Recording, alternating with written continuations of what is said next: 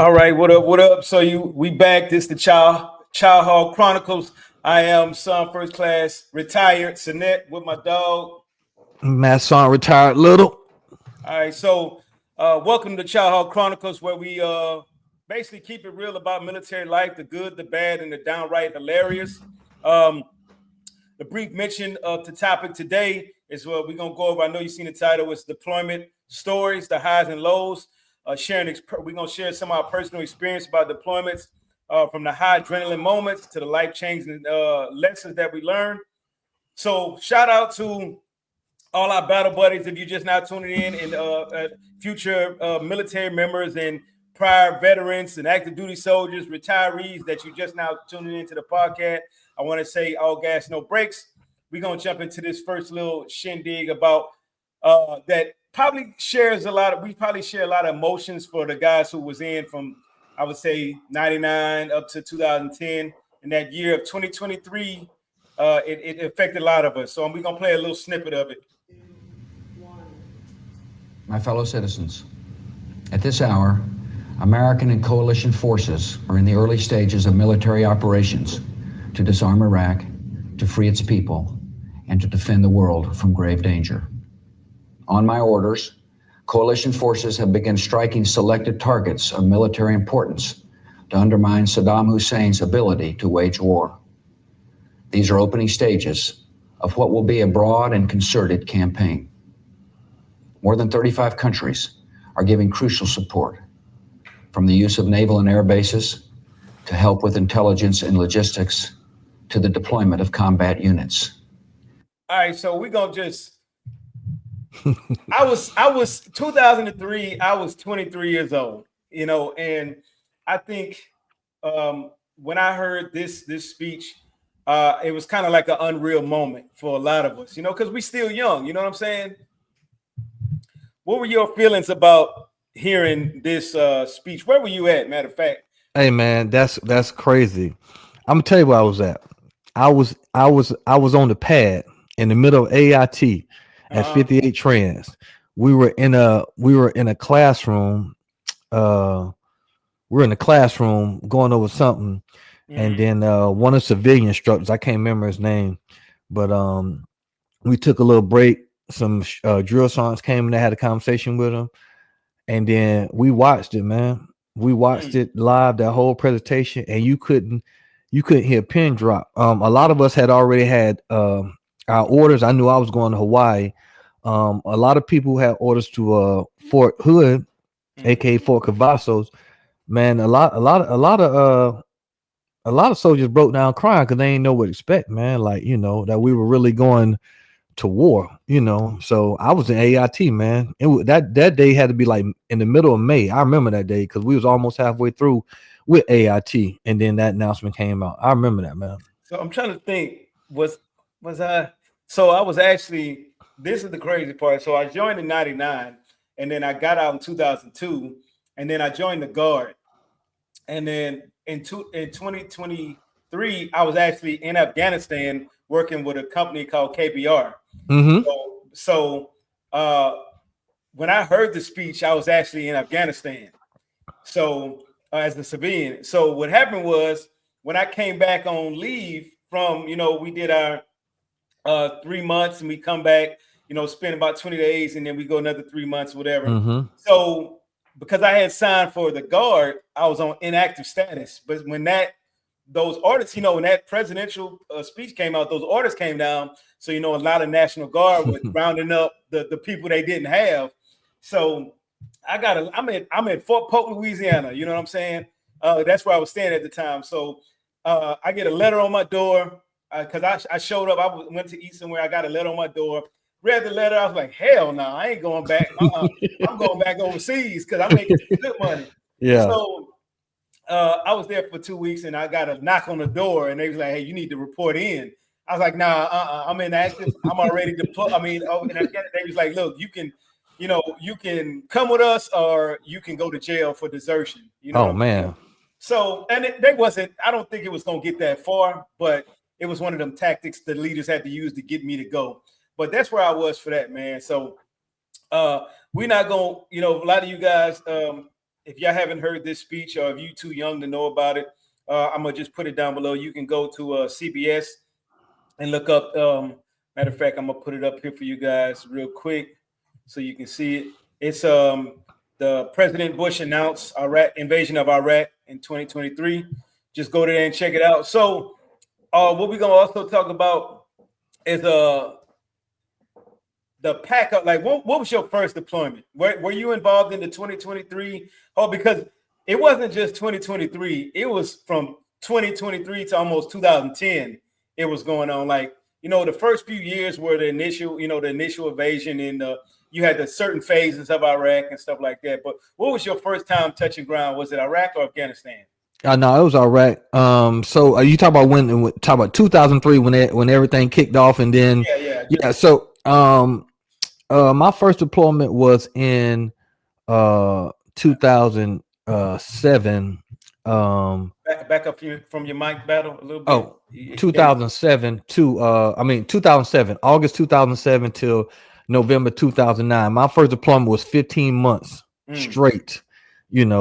So that's what that first touchdown was.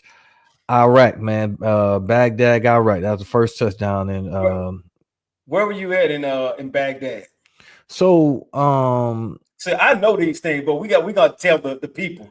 So my company, I was in 377 transportation. They're called the Titans now. We made history with that. That's another story, but it was called Heavy Truck at the time.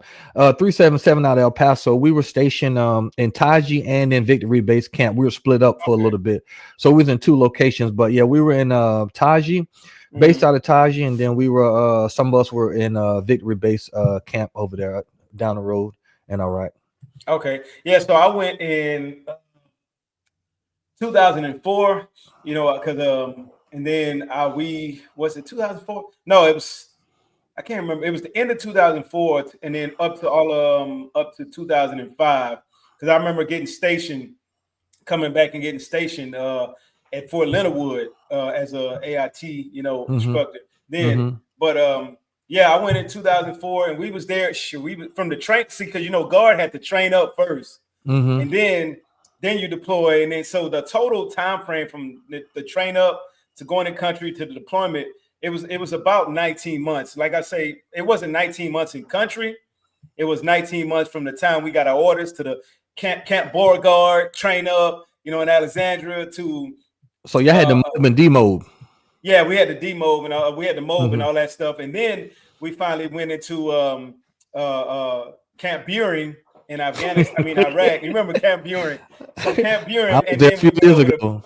And we went over to Burn and Camp Buren. So that's the biggest thing. So and you got to think, a lot of us deployed in that time frame. We were young, man. We were, I'm 23 years old. And then I came back and I didn't really deploy again till 2009 or 10. But that was that. My other deployments were Afghanistan after that. But I would say, and we're gonna play this little clip as far as. Before we get into the missions and stuff like that, let me move over here and play this joint real quick. Let's see. Striking selected targets of military importance to undermine Saddam Hussein's ability to wage war. These are opening stages of what will be a broad and concerted campaign. Monday marks 20 years since the beginning of the U.S.-led invasion of Iraq. The war, which lasted until that was real like that, man. That was Iraqi dictator Saddam. That was real. And to confiscate weapons of mass destruction. And so let me just iterate, because I see a lot of it, and I give kudos to every MOS, every tier, every special operator, or everybody that whatever you serve in the military, I give you kudos for serving. But I just want to iterate that. Those special op guys do one thing, but a lot of us, support guys were in the fire as well when we deploy. And like I said, I'm not trying to hold this big balls competition with anybody, but I'm just saying, like, as 88 series, 88 Mike, we were in the thick of things as too. Because what I get upset about is when you just a truck driver. No, we the lifeline to a lot of war fighters. That people don't understand that they're not in the military, because if it wasn't for logistics as a whole, We even talking about quartermasters, supply, cooks, transportation, supply guys. If it wasn't for those 3 or 4 MOSs, a lot of warfighters wouldn't have the stuff they need. You know what I'm saying? Absolutely. You got the MO guys, just logistics as a whole. You know what I'm saying? So, and then to get in those time frames, to get from 2003 to 2010, I would say it was hard doing those convoys, getting that stuff to the warfighters. Because when I was in Iraq, I was in Camp Victory. We call it Tigerland. We was at Camp Tigerland. I know you was at. So on the other, other side of not Bath, other side of what was the airport called, man? We was on the other side of the airport. I can't remember what it was called, but I just wanted to throw that out there, man. And just the countless of trainers now. We gonna get back to it's not all bad about deployments. No. But can you speak on like the rush you had when you stepped off the plane to Iraq? Can you tell me that? So the rush, yeah, it was a lot of emotions, man. I remember I slept that whole flight, man. I mean, I slept. I was a wave of emotions. I think I was 22, 23 at the time as well. Young sergeant. So we got there, man. It was like 3 a.m. And I remember at the time I used to smoke cigarettes. And my platoon sergeant at the time, my good neighbor now down the street, first time retired Eddie Clark, he was like, "Little, you ain't. I give it a week. You ain't gonna want to smoke." We got the plane at like 4 a.m, man, and it felt like it was 110 degrees outside. Hey, now, smelling like camel pee too, huh? Now, like mind you, pee, man. Right now, mind you, at the time, I'm like 150 pounds soaking wet, bro. I was skinny. Yeah. It was horrible, but the realization of where you was at, the rush of where you was at, you go through your training and everything. Now, when you touch boots, because we went to Ali Asaleen, do we had to do yada yada yada, but then when you touch down in Iraq, and they taking you where you need to be, and then you start that right seat ride, you look at them trucks and you say, okay, this your mission. It gets real like that. I mean, it's just a while of emotions, man, in the beginning, but you gotta, in my opinion, retrospect, you gotta take it in phases, man. Don't look too far ahead, man. And go ahead. Yeah, that's the heat. Let's just talk about the heat. Because I'm from Texas originally. You from South Carolina, so we knew about heat, but the extreme heat of I don't know if it was the jet heat and the Iraqi heat, but I'm talking about just the pure, like, man, the first thing in my mind was like, you cannot be serious right now. You know what I'm saying? And the crazy part, it was cooler outside than it was in the tent. I don't know if y'all had tents back then. I don't know when they actually transferred to the huts, but I remember we had tents.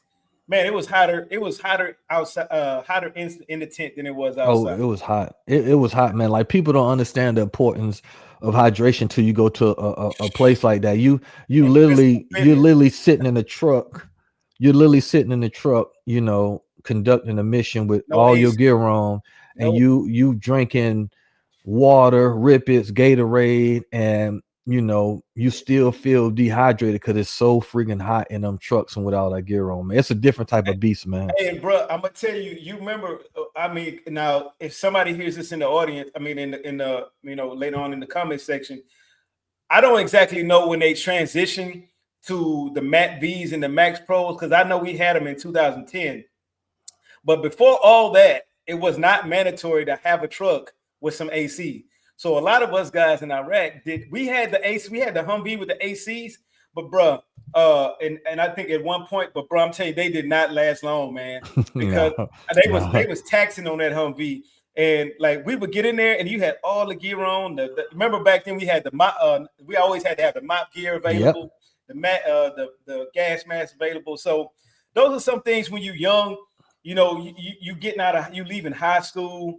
And 18, 19 years old, and then you going, they said, here, oh, you got to go overseas, and you like, man, some people were like, man, I ain't joined up for this, but hey, that's in the contract.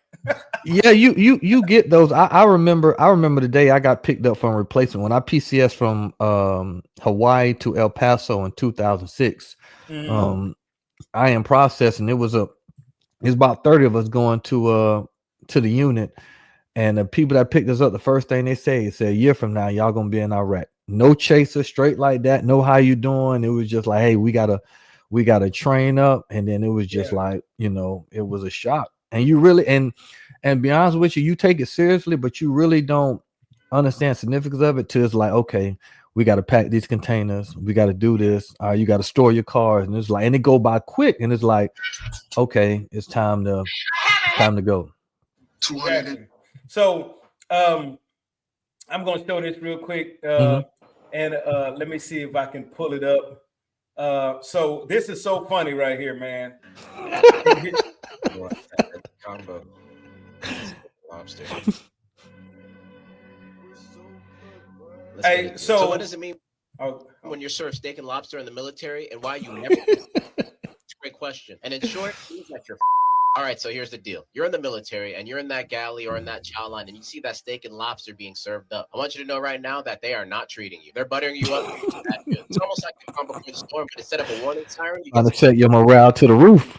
So there's a long-standing myth in the military that when that surf and turf is on the menu or being served, it can be one of two things. One, that your deployment is being extended, which is something that we do not want because we want to go home. Or two, that we're going to war. Again, something we do not want because... So here's the thing with that, though, man. So, we got in the Army, man, we didn't get those meals before we went to war. That was like more of a constant thing. We always had surf and turf night on Fridays. And then when you deploy, you always had, like, we got to the point where we got sick of surf and turf. You know what I'm saying? Yeah. So, they do fit to you a lot over there. Yeah. So it's like, man, you got your, so I just thought that was funny, but that people saying that you're getting buttered up. But were there, we gonna try to keep it on the lighter side of things, where I was talking to a buddy of mine the other day, shout out Max, call him Max 2020. We was like, I remember going on missions in Iraq,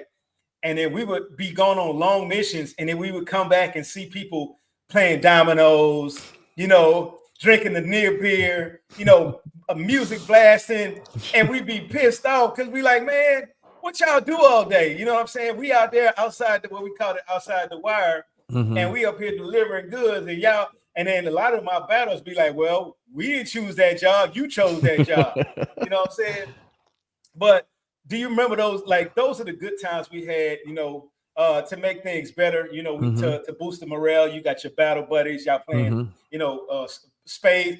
Now I'm gonna break this out, battle. Don't jump down my neck, man. Don't jump down my neck. I don't know how to play spades, bro. What? Man, I'm about to pull your car, brother. Come on, man. Look, I can slap some bones, man. I grew up with bones, man. But spades, I just never cared to get into it, man. And so, look, I at least I play bones, so at least I can keep half my cards. You know what I'm saying? Yeah. Okay, I give you that one. I'll give you that one. Yeah, that's a certified must, man. Like dominoes and spades. Like, we would come off mission, and you do your mission. You do your after action PMCS, you got to bed down or whatever, but you don't go immediately to sleep because you gotta calm down depending on if something happened or you just want to unwind, go to MWR. But man, there was plenty of times, man, we'll bust out cots, tough boxes. Hey, we gonna find a place to play some spades and dominoes, man. And when you had the time to go to the MWR, especially when you had like a couple of days down for missions, when they rotating through the platoons or the company, you and your battle buds, you go to the MWR and you play some spades, and you just want to keep your mind active and not in a stale place where you can enjoy it and get your mind off the mission, or a little bit missing your family because you don't want to dwell on that too much. But yeah, the good times, man. My unit, we were real active in sports. Transportation units are huge, so we used to dominate everything. And then 377 we did, but we just got active in sports, man. So we come out that road, we have a few days down, man. We out there flag footballing it, or baseball or basketball. We doing something to keep our minds active and, you know, get through this deployment, man. Good times. So it's another thing. We're gonna pull it up right here. so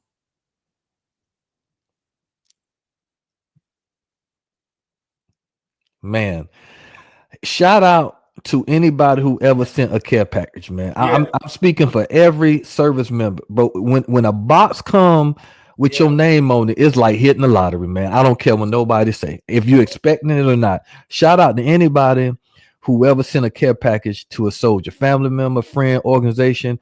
That stuff makes your day, man. I don't care what nobody say, bro. And I'm gonna tell you, and we looking at this, and I was like, people don't know the significance of a care box, a care package of having just regular stuff. Like it could be toothpaste, you know, toilet paper, your favorite wipes, some boxers, some underwear. It's just socks, man. You know what I'm saying? Like to me, you know this too battle, and a lot of our counterparts, our battles out there, they know the feeling of getting just the small things. You know what I'm saying? Yes. Small things make a big difference, man. We don't need all this extravagant stuff, man. Give me a box with everything I needed, man. Give me some new PT shoes. You know what I'm saying? You get a box of new PT shoes, boy. You in the dough, man. You know what I'm saying? Yeah. So let's finish this one out. Need all that. Yep. Tongue scraper, all that. Not sure what that's for. Oh yeah, them light. Oh, I got boxing them lidocaine patches now. Oh, ginger snaps. My dad used to send me those. I would not share those, man. I love those cookies. Hey man, now you said you hit the nail on the head. Now I'm gonna tell you this: when them snacks come down, we ain't sharing, because you get snacks that's not in the PX or the local, because that local PX will run out quick. You know what I'm saying? The little 10 PX. So that was the funny thing. You got any stories? I'm gonna start one off real quick about a funny story, and I shouldn't say this, but I'm gonna say it anyway. This years from now, but I was telling somebody the other day, I had my dog Chow. Me and Chow was we hated to walk to the DFAC a lot of times, because the DFAC would be like a mile away from, like a literally mile, and then you always had to carry your gear with you, like your weapon, and it would get old after a while. So us being transporters, we would go pick up chicken, and things like frozen chicken stuff from like Taji and everywhere else, and bring it to Victory or go to the airport. So, we decided like, hey man, we were just like, hey, if we drop a box off, you know what I'm saying? Hey, just be there to pick it up. We didn't like, if it just so happens to fall off the truck, make sure you there to pick it up. And I say that years from now, hopefully I don't get in trouble for this. But what I'm gonna tell you, bro, we had chicken for a month. I'm telling you, we had our grill outside the hut, the hooch, and we were cooking, but we was eating chicken for breakfast, lunch, and dinner, because we did not want to walk to that chow hall. We was right by the motor pool. We was like, man, I ain't going to that chow hall. So we just ate noodles and chicken for like, I don't even know how we kept that chicken, all that chicken in that little bitty old refrigerator, man. But that was one of my funny stories, man. I lost a lot of weight. I lost some weight in Iraq, man. I ain't lose a lot, but I lost some weight just eating chicken and carrying on, man. You got any funny stories, bro? Oh, I got a few, man. So I ain't gonna and this is almost 20 years ago, but I ain't gonna say no names or nothing. But we used to do stuff, man, that we thought was funny, that so for one story was, we what I'm saying, I was in the head unit. So one of the missions we had, we would go to get M1s. I can tie down the M1 with my eyes closed, tied down so many M1s. So we went to get some M1s, right? So we got back late, like 1, 2 in the morning. So we go to the yard, the M1 yard, and we knock on the door. The dude on night shift contract, you know how they be. They spoil, they bougie. We're like, hey man, we got these M1s out here. We need your team to download. Dude was like, well, my team don't come in till 7, so y'all got to come back. We was like, no, we ain't coming back. We ain't coming back now. So he's like, I don't know what to tell you. Hey man, that's my first time learning what a combat drop is. And and we combat dropped all them M1s, put the TMRs on the tanks, and went home. So the next day, right, our first son, I ain't gonna say her name. Our first son was like, "Hey, how did y'all download them tanks? Because we ain't got license." Hey, first son, they ain't want to get up, so we combat dropped. So we got a little talking to. But the thing about it is, the next time we did that, the whole crew was there. Like like next time the whole crew was there, and we did that multiple times to a lot of people, man. Because and we thought it was funny because to the mere fact that like, okay, you want to try to screw us soldiers over, we gonna show you what it's about, and it's fun combating drop M1s too. You just need a lot of space. Well, I'm gonna tell you, for the guys who don't know, let's just iterate what he mean by combat drop. We don't mean dropping an M1 out of an aircraft. We just mean you rolling up quick, and you untying the stuff, you roll up, you back up, boom, and let it fall, let it roll off. That's what we mean by combat drop. So anybody hear this and get in the comment section talking about you ain't dropping no M1 off an aircraft, that is not what we mean as transporters. So I'm gonna tell you on that fact too, Battle, that the last thing you want to do is piss off a transporter who's dropping your supplies or your goods off. From ammo to any warfighters, real warfighters, they know, hey, don't mess with finance, cooks, or supply transportation, because transportation is the one who's gonna get you there where you need to be at. You know what I'm saying? Yeah. So I got another story if you want to hear it. This is the funniest one that I almost got my first on fire for this one too, man. Because go ahead. Let's hear it. So so you say when you first came in, you say you were a cook, right? Yeah, I was a 92 so golf. With 92 golf. So what is the most as a 92 golf? And I'm being serious when I say it. What is the most disrespectful thing somebody can ask you to do as a 92 golf? And you'd be like, bro, I'm not wasting my talent on this. Just what is it? As a 92 golf, the most disrespectful thing that somebody can ask you to do. I can't remember. I'm gonna be honest with you. Like no, I can't. It was a lot of disrespectful things. Like I think the only disrespectful thing would be with me when I was a cook was they would put their hands over the line and be like, "What's that shit? Like, what's that shit? Like, what you mean?" Yeah, something like that, right? So let me tell you, right? So, once again, I'm not people listeners who watch it. They gonna know who the people was in the story because they was there. Yeah. So, when we was young sergeants, right? Young sergeants in that big transportation company based out of Camp Taji, it got to the point where, you had more sergeants than staff sergeants and lieutenants. So the commander was like, hey, if a mission is under 10 trucks, a sergeant can be the CC. So we like, oh, we about to get this work. We about to learn. Okay, bet. So, on missions, especially within your platoon, you get the people on mission you get along with, who gonna do the right thing, make things happen, and make the mission fun. Because you can be on a 1-day mission and it can turn into a week or so or longer or something like that. So we were going on one of my battle buddies, shout out Hall. He was in charge of this mission. We were going to drop some stuff out at the little fob. It was an outpost. Yeah. So I'm the recovery hit, right? Mm-hmm. Got my chains laid out, tied down, whatever. Got my spare tires, everything. So I'm the empty head. So as we leaving the fob, this truck like cuts me off, right? Cuts my drive off. So this captain gets out the truck and was like, hey, we need y'all to take another piece. I'm like, well, you got to talk to the CC. We loaded up already, right? So we thinking of something important. Yeah. Battle. We waited there for like 30 minutes, dog. They pulled up with one porta-john. Right? So all the other trucks are loaded with what the outpost needs. So the captain was like, hey, son, you gotta put this porta-john on the back of your empty head. I said, sir, I'm not putting no porta-john on the back of my head. One porta-john on the back of my head. On a 40-foot trailer. I say, sir, that's not happening. I say, oh man, tell them people, let's go. Now, mind you, our first son on the mission with her, she ain't saying nothing. She in the truck. She don't know what's going on outside the truck. Yeah. So I say, Hall, I'm not putting no porta-john on the back of my truck. And so we drives off. So when you leave Captaji, we hit the fuel point before we go. It's a big old circle around. It's basically around the whole outpost for you go out. Yeah. So these vehicles fly, dust kicking. We kicking, dust kicking. And they stopped the convoy. So they stopped the convoy.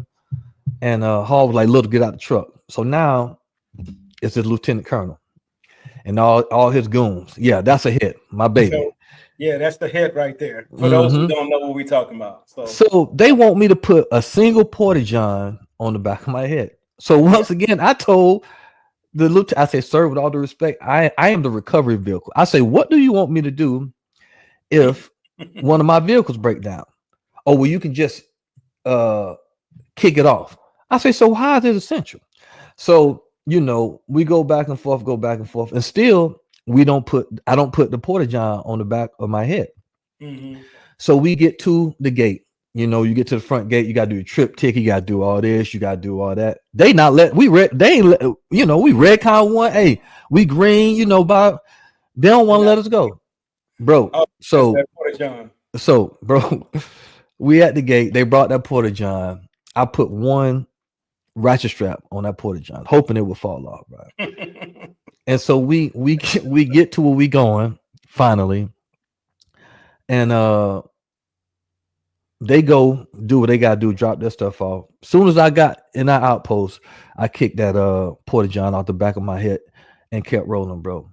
And I know people gonna look at this and be like, little, it wasn't that serious, but one thing I have is I got pride in my organization. I got pride in who I get down with my battle buddies, and I got pride in my job. And I felt disrespectful them telling me to put up one single porta-john on a 40-foot trailer head, like it was just that serious. So I would say, in this instance, because we're at the house, we're chilling, and we thinking about it, and it's like, okay, I'd be like, okay, little, ain't that serious. But you have to also look at the other side, the heat of the moment, the environment you're in. You know what I'm saying? And when you show up, you might be like, oh, you looking at this, this op order, and you like, hey man, we're gonna pick up all this stuff, blah, blah, blah. And people don't understand. If I'm the recovery vehicle, I need to be empty. Right. And at the same time, like anybody can say, oh man, you tripping. I would have just, but that ain't a big deal. But at the time of young Sergeant Little being a recovery vehicle, I'd have been the same way. Like, man, I'm the recovery man. Nah, I ain't putting that shit on my truck, man. You know what I'm saying? At the end of the day, now that I'm 44-year-old retiree, I'm gonna be like, yeah, man, I'd have put it on there. But young 23-year-old would have been like, nah, I ain't, nah, I'm good. You know what I'm saying? No, listen, I have the 42-year-old me right now would not put that on the back of even like my last deployment, even in Kuwait, Camp Buren. I hate that place. Lord have mercy, I hate Camp Buren. But even though like they'd be like, hey, can you do a quick mission? Yeah. Okay, put prime, like we had PLSs, right? In my last unit. And they'd be like, hey, can you put this on a PLS? And I'm like, I'm not wasting gas to put that thing on the back of a PLS. You can stretch that thing down on a pickup truck and ride out, man. You know what I'm saying? Nah, man. I stand on business with most of this stuff, man. Half of these, they just want something done. No. So and that was and we had it was some good long missions. I remember I learned quickly when we all were going from Camp Buren over to Burma into Iraq. I know this was in 2004 when we went, because we had to go from then. I don't know if it changed further down the line, but I know we had to go to K Crossing. We had to go to Buren, then we had to go to. It was several stops like Navstar, a couple other. I can't remember all those stops, Yep. But what I learned to keep my stuff locked up in the military, all right, and it wasn't no equipment that got lost. Me, a couple other partners, we ride in a four-seater Humvee. I'm the gunner. This and that. And of course, we didn't have our weapons on there at the time, but we all lined up at Buren in different chalks. And We went to the small little shop, the PX, the shop at little tent shop at. We went and got the ice. You know how we got all that. We went and bought hella snacks and hella drinks. I'm telling you, you know where this is going, right? You know where this is going. You already know. And we mess around. They say, hey, the roads is black. We gonna stand down. We come back out here in about 3, 4 o'clock. They didn't tell us the time. Bro, how about we got back out ready to roll, bro? Our whole cooler was there. They ain't even leave us the ice water in that mug. I'm talking about not ice water cups. I'm talking about even the ice water that was melted from the ice. I say, man, I'm talking about, bro, when we got from there to the next stop, which I don't remember the next stop, we was hurt, man. All we had was a few bottles of water and a Camelback. Oh man! We was hurt. Man! let me tell you. So was it other soldiers that took it, or somebody? It was other soldiers because we was all lined up in chalks, and it was probably somebody from Fort Hood who took our stuff, man. Oh, let me tell you. I'm gonna tell you about the local population over in Iraq, right? Yeah. So, this is the same 15-month deployment, and this when the big MRAP push came up. You know what I'm saying? So we took about, and I got a picture. I wish I could put it up, but I got a picture, man. Yeah. We halted on the side of a road, and we got nothing but MRAPs, and it's like 2 cereals, and it's like 20 hits a piece, and like the moon hitting just right, and it's a beautiful picture. But that same mission, man, this one I learned about, and it brought me to when you say secure your stuff. Yeah. So we go up from Taji to Mosul, and it's like we stuck up there for 3 days because medevac red, can't go nowhere, blackout. Yeah. And so when you bored, what you do? You start shopping. So people done bought bikes, bought this and that, stuff you can't, you don't want to walk around. Yeah, stuff you want to get. So people got bikes, they bought different stuff. And so, you got your rucksack, ratchet strap to the catwalk on the back of your truck, and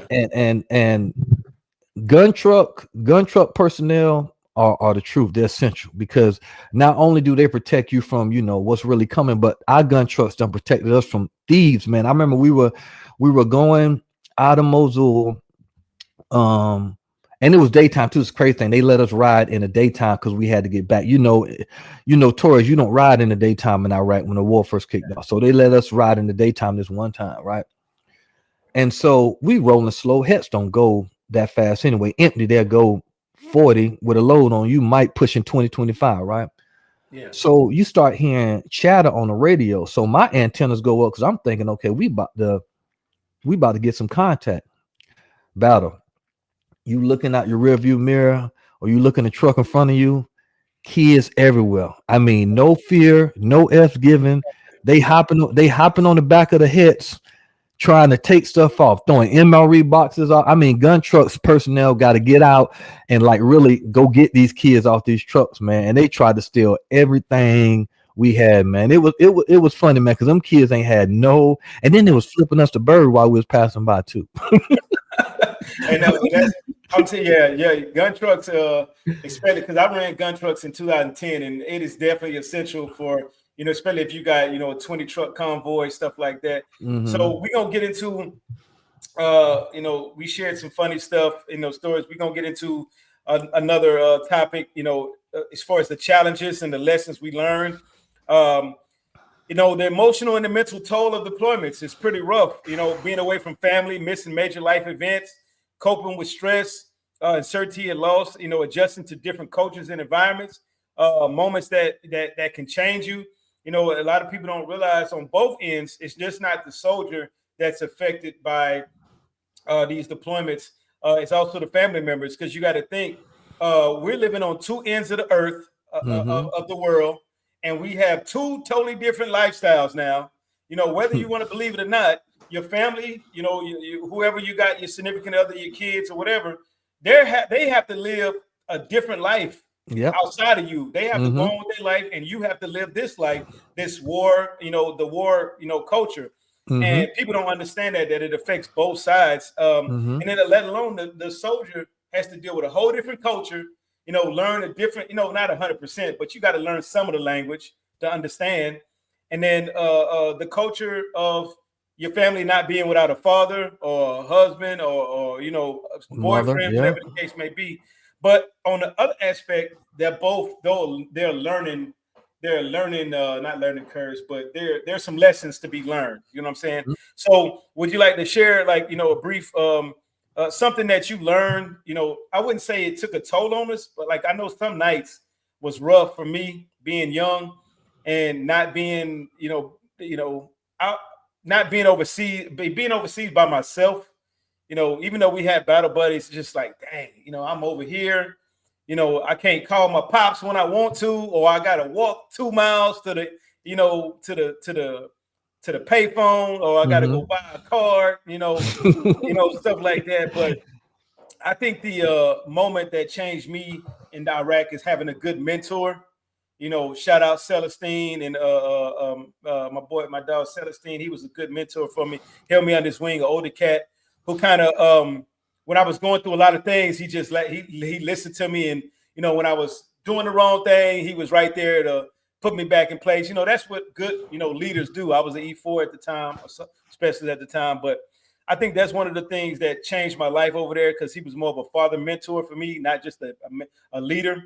So that was one of the things that changed my life. You want to share something with the group? Yeah. So it's two instances, before deployment and then when we got to deployment. And so the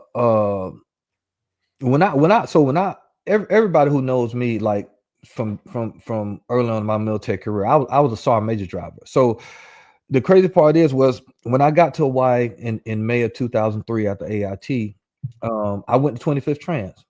Went 25th Trans, and they told, hey, we might be deploying in processing, right?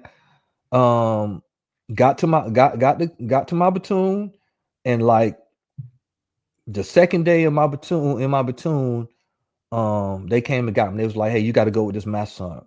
Her name was Master Sergeant Caesar, and it was a specialist. I don't remember her name, but I ended up being a sergeant major driver the whole 3 years in Hawaii. Brigade sergeant major driver, and then division sergeant major driver, and then garrison sergeant major driver. So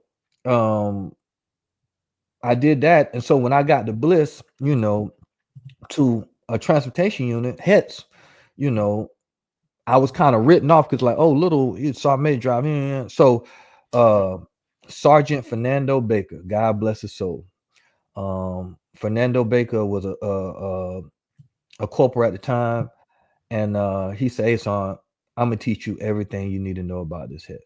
And so that year time frame in my platoon, he showed me the ins and out of that HET, which it lived with me, you know, till I got done with HETs, period. But the significant thing that really changed me as a transporter, like I say, the notion was, okay, I'm a sergeant major driver. I haven't been, you know, I'm a newly promoted sergeant, and I haven't been in the transportation unit. How do I lead soldiers? Yada, yada, yada. Yeah. So shout out to Staff Sergeant Retired Dinez, Dirty D. So, you know, when they were putting the platoons together, you know, I'm being honest with you, man, none of the squad leaders, I ain't gonna say their name, none of their squad leaders, you know, wanted me in their squad because they felt like, you know, I'm a young sergeant, I don't know. But Sergeant Dinez took me on his wing, and my confidence went through the roof.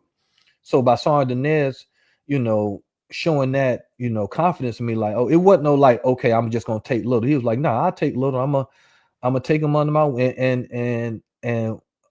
and his squad, you know, he showed us what it was on that deployment, especially when we were the platoon to be, you know, detached and had to go to Victory Base Camp from the company and do certain things. He took him on his wing, and you know, he showed that confidence in me. And you know, and my mentality was, okay, I show these other ones, you know, what it's about and what it is. But you know, just having somebody believe in you, you know, when you in a situation where it was majority all of our first deployment, to be honest with you, you know. Oh yeah. And so what was some we have what was some things that and when you hear this on YouTube, you know, in the comment down below, make sure y'all put I really want to know, what is some things you wish you knew before your first deployment? Like knowing that what we know now, what is one thing we probably wish we could have knew before the deployment?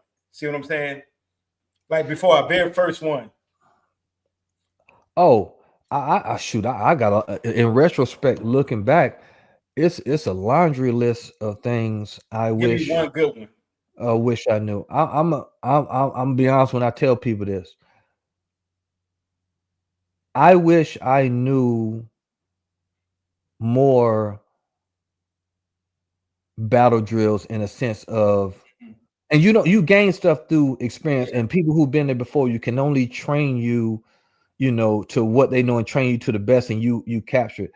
I wish I would have known more emotional battle skills. And what people might be like confused, what I'm trying to say is I was a hothead, man. Anybody who knew me growing up, and you met me at Hood as young sergeant, newly promoted staff sergeant. Yeah. If you think I was hot-headed then, I was hot-headed at Fort Bliss. Like I had a mouth on me. I would do the right thing, but just in the moment of understanding emotional intelligence, in the moment of something popping off, instead of just somebody in your truck, asking crazy, oh, something pop up, are we gonna die? And stop crying. So like, I wish I would have had scenarios like that different and how to handle that better, because everybody handle everything different. You don't always have to be the tough guy. And so I wish before deployment they should have taught us about how to emotionally handle things, man, especially after 15 months, man, because after about a year, you burn out, man. You ready to go. Like you don't I think that's the biggest thing we want to look at is as far as the Army. I don't know if they're doing it now, like I said, but as far as these upcoming years, things might change, and we might end up going to war again. I don't know, but at the same time, we need to actually, hopefully not, because but I would think if it does happen again, the Army needs to harp more on, get rid of some of the, not STT. What is that training we had to do? That it's kind of pointless training to me that we had to do on a computer. 350, a lot of it was a 350-1. They done with most of that now, yeah. Because and start going on to the emotional side, how to handle emotional situations, how to talk to people, how to communicate better. You know what I'm saying? I wish I had better communication skills then. Yeah, there you go. I have now, and like you say, not being a hothead. But what was it's funny that I laugh at it because it's how we stay connected and maintain our morale over there. And it was so funny, man. I laugh at it now, but at the time it wasn't funny. But it is a funny story because when I went in there, everybody knows you got to get your, back then they don't, I mean now you got cell phones, but back then we had the pay phones. We had to go get the AT&T, phone call. Yeah. And it was so crazy that one day it was all in sync, man. And everybody's on the phone in their little hot hut with the little brown things on the side, and you in there talking. And every so often the phones would go off. It would go out, and you got to start the whole process over, man. And just one day, it happened like 2 or 3 times, man. And on that third time, I promise you not, man, everybody slammed the phone and said the F-bomb at the same time. Oh, and so it was like, then I was mad because you get into a good conversation, with your mama, your girl, whoever, and then it goes off and you're like, damn, I got to do this whole, 1-800 number, then I got to do the code, you know what I'm saying? But now it's like, it's the things you do that over there that just, that phone call was the morale to, like I would say, what's going on back home. And I tell you, there was we found humor in those tough times. So we're going to move on. So closing out, we're going to recap the key takeaways of today's episode is just that I know we went over some things about our deployments, and a lot of the battle buddies who hear this, they went over they have their own stories about their own deployment. But I think our key takeaways is resiliency, I would say. I know that's cliche. We hear it all the time. But the resiliency is the part of, you're going to go through some things in life, even from a young age. It's just how you bounce back. We went through a lot of things that we can't talk about. But at the same time, it's that we still here standing. A lot of battle buddies did not make it. Rest in peace. you know, and those are the harsh times that come with deployment, you know, losing battle buddies, losing battle buddies to war, losing battle buddies to suicide, you know, all of them rest in peace. And all of us come back home with some war stories and some mental illnesses, what I say. But what I can say, my biggest takeaway is communication. Once you reunite with your family back home, you know, take your time when you get back home. You know what I'm saying? Take your time, integrate properly, and communication is key to maintaining a healthy environment, a healthy relationship when you come back home. That's my key takeaway of the whole thing. Keeping a positive mindset, man. You got anything for everybody? Not just like you say, man, like it's crazy that, you know, outside of your day ones that you grew up with back home, you know what I'm saying? Like you make life, you can go on one deployment and make lifelong friends for the rest of your life, man. You know, it's people I've known my whole military career that I communicate with this day. We done been on deployments together, and it's a true testament of, you know, having somebody to lean and talk to that know what you went through, or, you know, y'all went through something together like that, man. And I think you hit the nail on the head when you say, even when you come back home, man, the physical war of you not being over there might be over, but the emotional and mental war is just starting, man. Like, you know, it's and for a long time, man, I never said this, but for a long time, man, I would never acknowledge a bunch of stuff, man, like that just irritated me. Like when you come back, and what I'm about to say is like sound cliche, but after my first deployment, I think that's when like my patience grew really, really, really thin. And people, and that's not a joke, people might laugh, but people say, "Oh, you going to grocery?" But I have literally like came back from a deployment, been in the grocery store, cart full, and I don't want to stand in this line. I just leave the cart there and walk out, dog. And you know what's crazy? It's not the patience, it's the anxiety, man. It's the anxiety of just being around all these people, and you don't want to feel overwhelmed, so you just do away with it.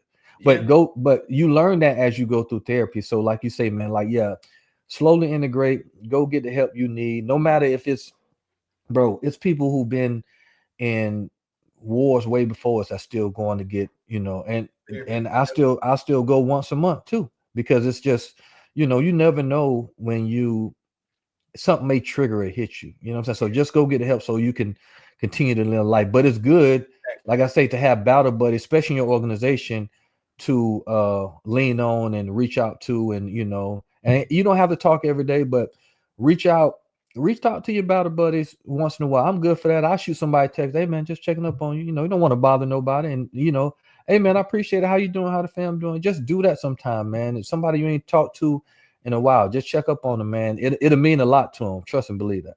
Exactly. So I just encourage everybody to share your own deployment stories of the podcast down below. You know, if you want to hit us up, let us know how. If you have anything, we can bring you on the podcast. If you have a good story, it got to be a good story, though, man. You can't. And then make sure, I forgot to say this earlier, make sure you subscribe and leave a review and follow us for more real military talk.